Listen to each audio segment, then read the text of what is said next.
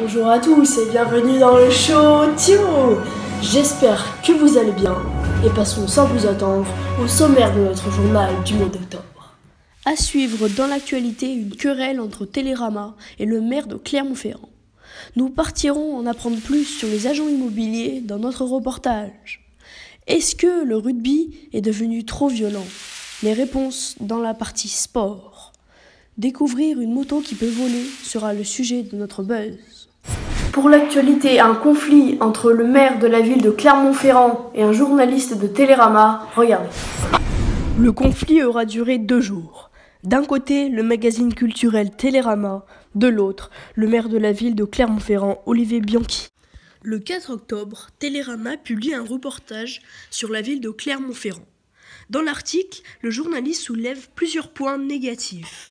Je cite, « La seule ligne de tram ne passe même pas par la gare.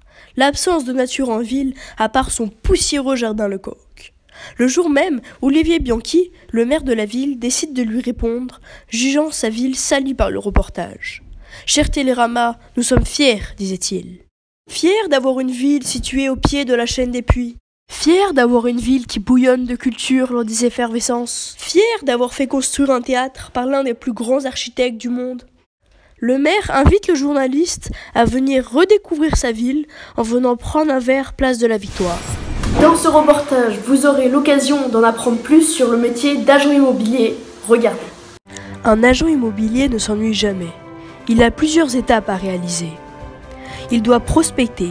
C'est la tâche la plus difficile et la plus importante.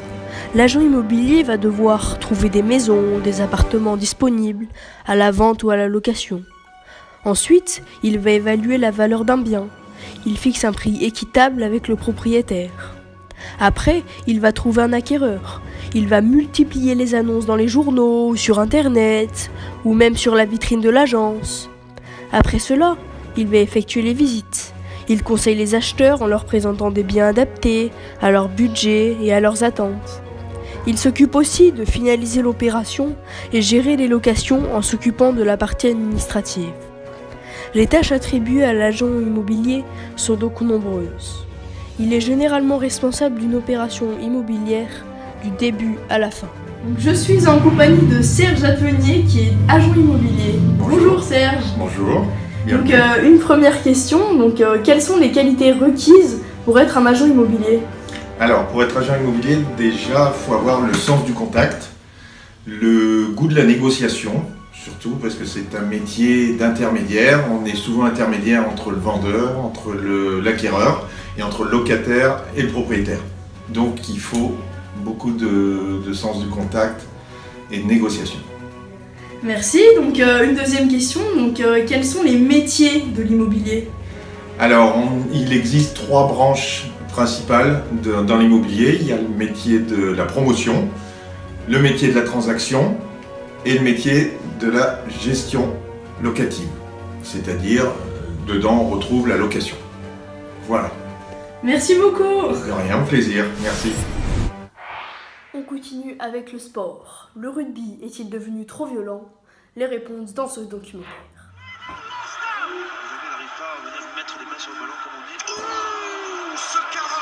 Des joueurs de plus en plus costauds et rapides, et des chocs de plus en plus violents.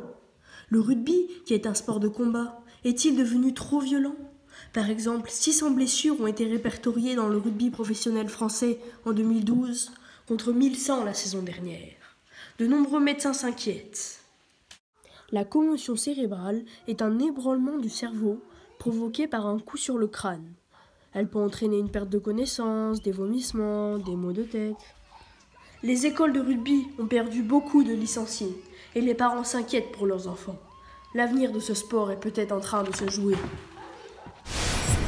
Le buzz, la police de Dubaï a mis en place une moto qui peut voler. Regardez. La police de Dubaï multiplie les innovations.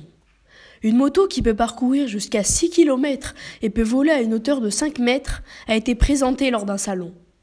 Elle peut supporter un poids de 300 kg et fonctionne à l'électricité et à l'essence. Cette moto vole à 70 km/h avec son pilote. Cet engin peut aussi bien être piloté à distance par un agent à l'aide d'une télécommande. Le véhicule du futur est bien en train de naître. Et voilà, c'est déjà la fin de notre journal. J'espère que vous avez apprécié cette émission. N'hésitez surtout pas à partager la vidéo et vous abonner. Et n'oubliez pas, le Chotio revient le mois prochain.